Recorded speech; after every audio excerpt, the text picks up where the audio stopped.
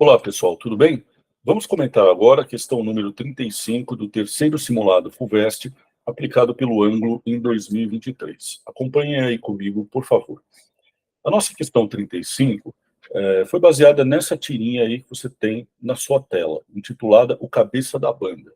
Nessa tirinha aparece uma banda de música, né, pessoal? Mas no lugar dos músicos aparecem órgãos, partes do corpo humano, né?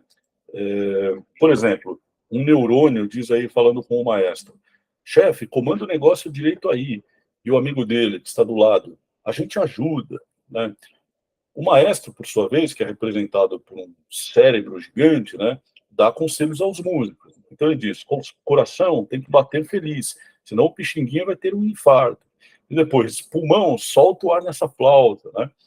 Bom, o violoncelista, que aí na imagem é representado por um intestino, ele faz uma brincadeira, né? Hoje o maestro está de cabeça cheia, né? E ao lado dele, o rim, né, faz uma piadinha ainda mais infame. Haha, não me faça rir, né? Eu vou, eu vou tentar não dar muita risada, né, comentando essa questão, tá bom, pessoal? Mas está difícil, eu confesso.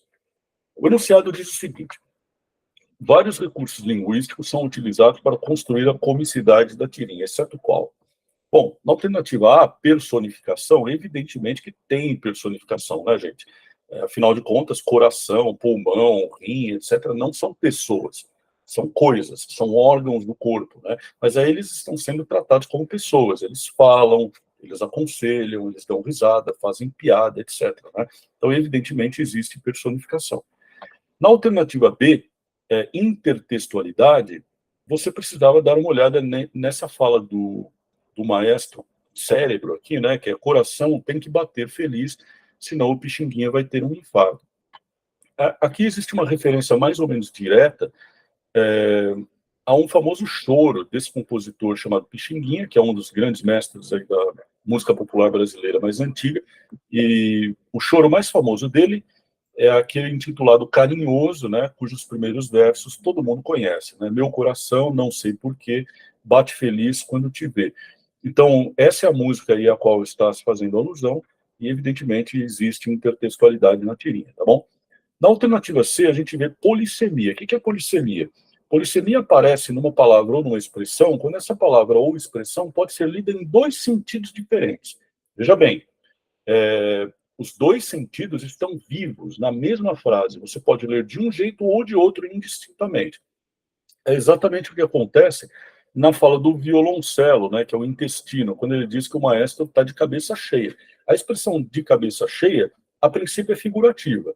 A gente diz que uma pessoa de cabeça cheia é uma pessoa que está cheia de preocupações, né, uma pessoa que tem muitos problemas para resolver, como frequentemente acontece com um maestro de orquestra, né? Só que como nesse caso o maestro é representado por um cérebro, né, por um cabeção, aliás, o cérebro é o enchimento da cabeça, então essa expressão de cabeça cheia, no contexto, adquire um significado inusitadamente literal também, né? Então você pode ler essa expressão de cabeça cheia de um jeito ou de outro.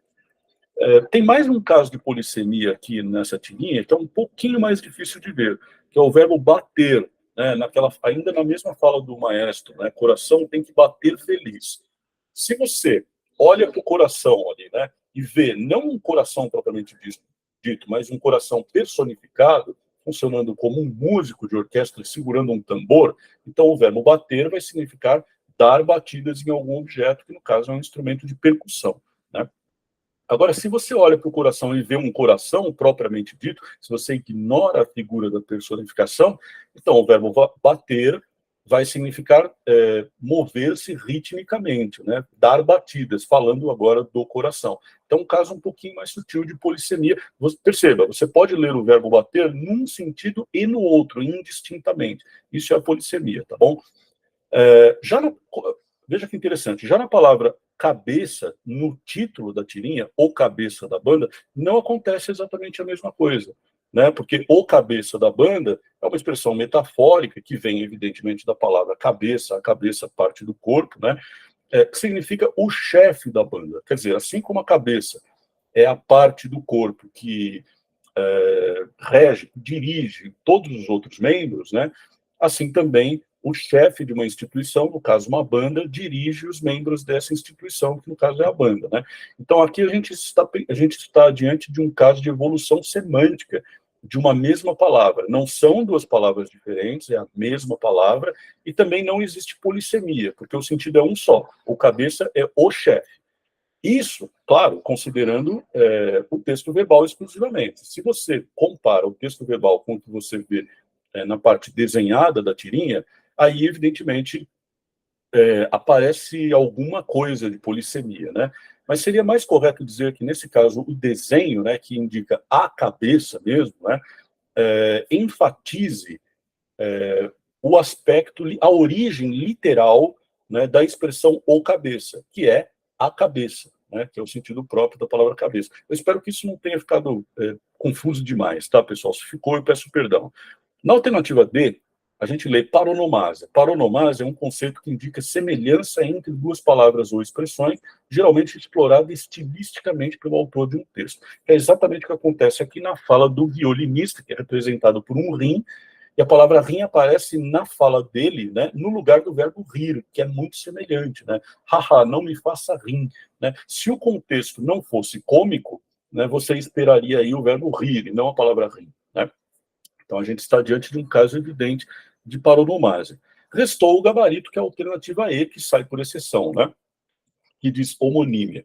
Homonímia, gente, é aquela relação semântica que existe entre duas palavras diferentes. Veja, são dois itens lexicais distintos, tá? No dicionário eles vão vir separados, tá? Que são, no entanto, essas duas palavras formalmente idênticas, tá bom? Elas divergem no sentido, ou porque elas têm origens etimológicas completamente diferentes, ou então porque, mesmo quando têm a mesma origem etimológica, elas são de classes gramaticais completamente diferentes, né? É o que acontece, por exemplo, respectivamente, né, com a palavra manga, fruto da mangueira, que é completamente diferente da manga da camisa, tá? São duas palavras que têm origens completamente diferentes, acabaram coincidindo formalmente no idioma, e também com a palavra freio, por exemplo, eu freio, o verbo frear flexionado na primeira pessoa do indicativo.